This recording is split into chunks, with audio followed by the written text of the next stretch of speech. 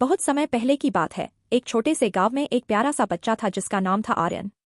आर्यन को पक्षियों से बहुत प्यार था। वह सुबह सुबह उठकर खिड़की के पास बैठता और आसमान में उड़ते हुए पक्षियों को देखने में मजा लेता।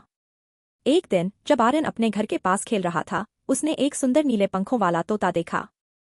तोता उसके आसपास उड़ता रहा और अंत में एक पेड़ की शाखा पर बैठ गया। आर्यन बहुत खुश हो गया और धीरे धीरे उसके पास गया। नमस्ते प्यारे तोते, आर्यन ने कहा।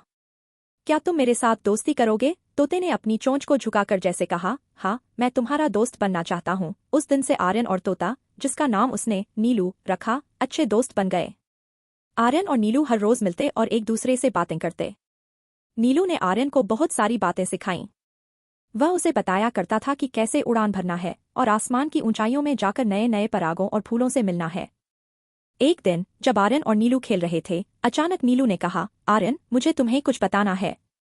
गांव में एक बड़ी मुसीबत है। आर्यन ने नीलू से पूछा, कौन सी मुसीबत? नीलू बोला, गांव के पास एक बड़ा बाघ आ गया है और वह लोगों को परेशान कर रहा है। आर्यन ने सोचा कि वे दोनों मिलकर इस समस्या का समाधान कर सकते हैं। नीलू ने सुझाव दिया, हम सबको मिलकर एक योजना बनानी चाहिए। आर्यन ने गांव के सभी बच्चों को बुलाया और सभी एक साथ बैठे। नीलू ने कहा, हमें बाघ को डराने के लिए कुछ करना होगा। हम उसे अपने हिम्मत और समूह की ताकत दिखाएंगे। बच्चों ने मम्मी पापा से मदद मांगी। सभी मिलकर नारे लगाने लगे, बाघ भाग जाओ, गांव हमारा है। इसके साथ ही गांव के कुछ पुरुष बड़े चाकू और तीर धनुष लेकर बाघ के पास गए ताकि वह डरे। एक दिन जब बाघ गांव में आया, बच्चे और गांव के लोग एकत्रित हुए। नीलू ने ऊंची उड़ान भरी और बाघ के ऊपर जाकर चीत्कार करने लगा, यह हमारा गांव है, तुम यहाँ नहीं रह सकते। बाघ ने नीलू की बात सुनी और सोचा, ये बच्चे और यह तोता मुझे कैसे रोक सकते हैं। आर्यन और सभी बच्चे मिलकर बाघ के सामने खड़े हो गए।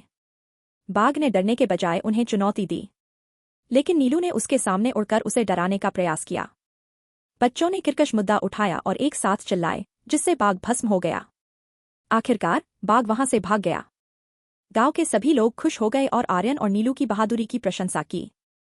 गांव के प्रधान ने आर्यन से कहा, तुम्हारी साहस और मित्रता ने हमें बचा लिया। सभी बच्चे और बड़े खिलखिलाते हुए नीलू के साथ नाचने लगे। आर्यन ने इस अनुभव से सीखा कि दोस्ती की ताकत सब कुछ कर सकती है। नीलू की मदद से उन्होंने मिलकर एक बहुत बड़ी मुसीबत का सामना किया। आर्यन और नीलू ने अपनी दोस्ती को पूरे गांव में फैलाने का निश्चय किया। आखिरकार आर्यन और नीलू हमेशा एक साथ रहते थे और गांव के अन्य बच्चों को भी एकजुटता और मित्रता के मूल्य सिखाते थे। उन्होंने जाना कि जब हम सब मिलकर एक साथ होते हैं तो कोई भी कठिनाई हमें रोक नहीं सकती। और इस तरह आर्यन और नीलू की दोस्ती हमेशा अटूट रही।